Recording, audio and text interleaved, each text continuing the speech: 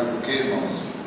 Porque no dia que ele fez tudo aquilo, eu fui para casa tão bravo, mas tão bravo, que eu falei para o Marcelo, falei para o Fernando, eu não vou aparecer mais na sua casa enquanto aquele cara estiver lá. Deus foi trabalhando no meu coração e hoje eu vou pregar na minha igreja sobre o perdão. E eu não posso sair daqui sem te falar, você me perdoa também.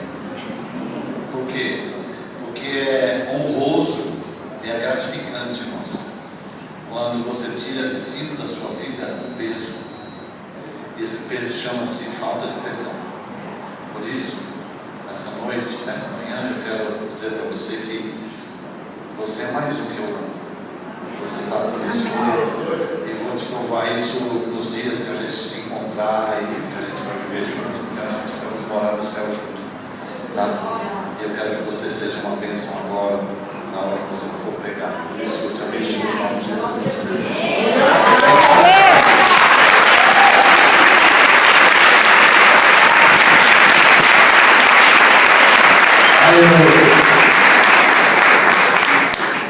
É bom cantar ser humilde, não é, irmão? Fala a verdade. Aleluia. Vocês estão preparados aí?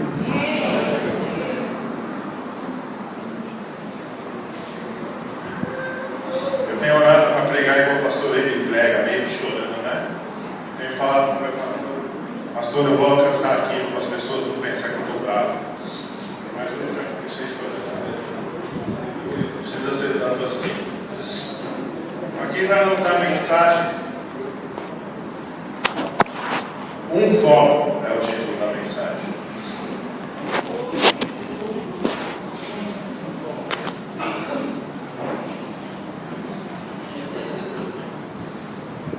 A palavra da semana passada foi João 21:14, aonde dizia assim: Pedro, tu me amas?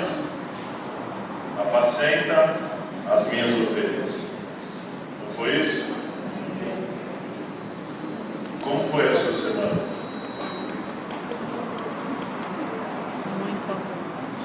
Ou você só ouviu a palavra, deixou as pessoas viverem, as oportunidades chegarem, você deixar passar?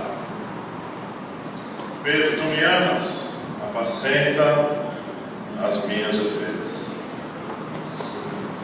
Abra sua Bíblia, só recapitulando da mensagem da semana passada, mas agora eu quero dizer, depois anota essa daí também, João 21:14. Você me ama? Apacenta as minhas ovelhas, como tópico virou. O 2, nada vai te faltar. Abra a Bíblia em Lucas 22, versículo 35.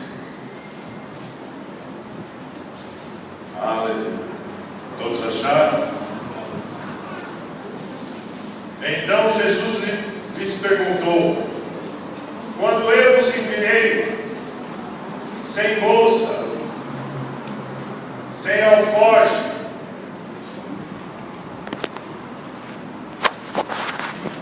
sem sandálias, faltou-lhes alguma coisa? E eles responderam: tudo. Faltou alguma coisa? E eles responderam o quê? Nada. Pergunto a você, nós estamos entrando numa fase da igreja que temos um foco, que é a palavra da semana passada. Tu me amas? Apacenta as minhas ovelhas.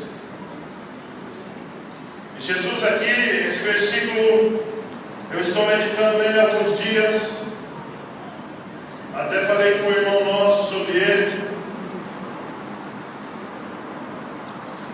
Quando Jesus te envia, não te falta nada. Diga assim para o seu irmão: não falta nada. Não falta nada. Muita gente fala que o Salmo 23 é uma bênção, porque o Senhor é meu pastor e nada me falta. faltar angústia, não vai te faltar aflição, não vai te faltar a luta, vai te faltar dinheiro, vai te faltar, mas a promessa é que o pão e o sapato e a presença de Deus não vai te faltar. Aleluia! Vocês estão comigo? Não diga aleluia! Apacenta minhas ovelhas. Abra uma célula na tua casa. Venha para a escola de líder, que agora é limitada porque é o começo. Nós temos 50 pessoas aqui, é isso, pastor? 50 células até no começo do ano que vem. 50 potenciais células. Ai, mas o meu tapete da minha casa é importado. O sofá é de couro de borboleta. O meu piso vai ficar tudo aí e é capaz de você ir para o inferno com ele. Desculpa, eu quero pregar igual ele, mas não consigo.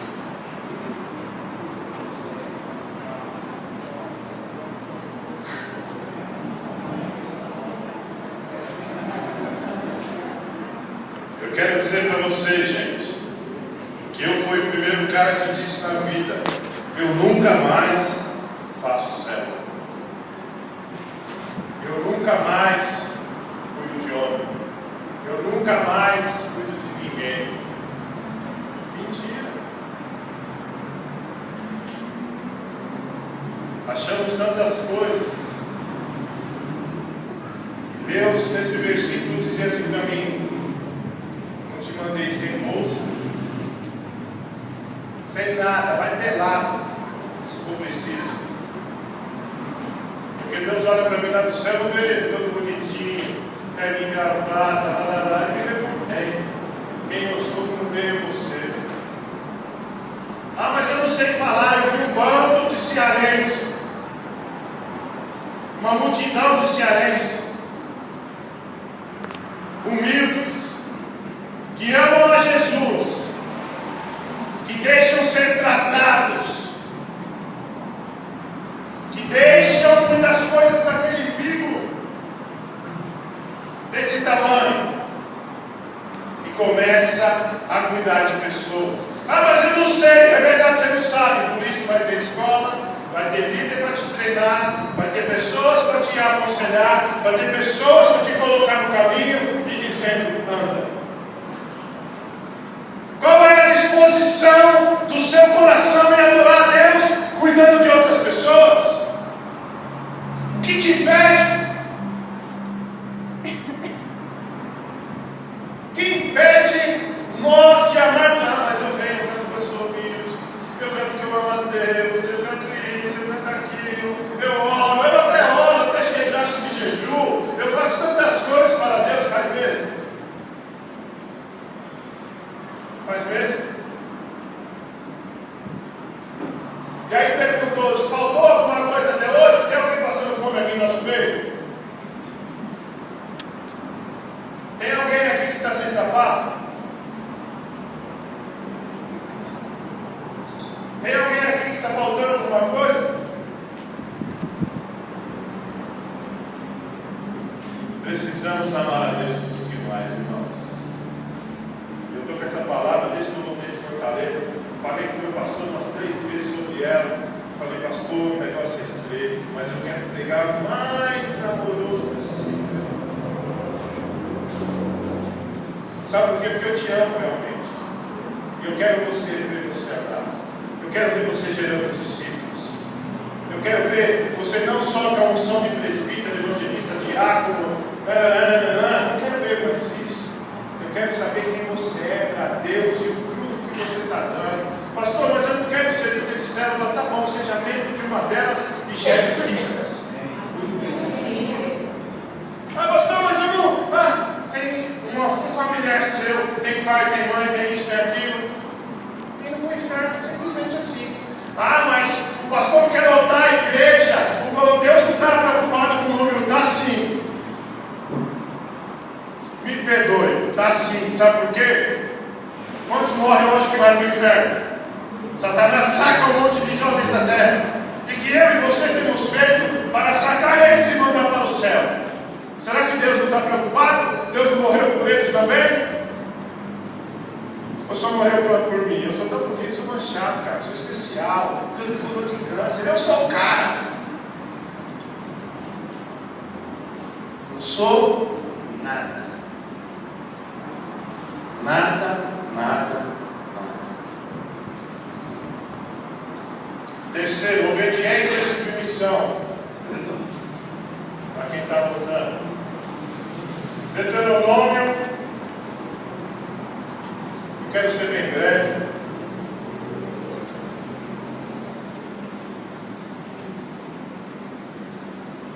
Deuteronômio 31, versículo 7.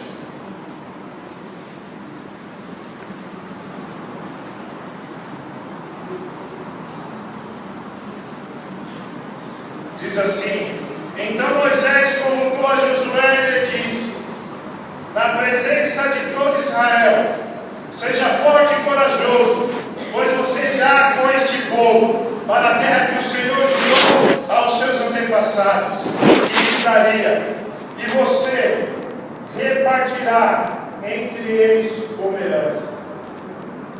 Foi fácil receber do líder. Imagina o pastor Fernando saindo daqui agora, pegando esse microfone e falando para você, Lindo, a partir de hoje, você é o presidente dessa obra, cuida desse povo. Receba. Receba do outro, é sempre mais fácil.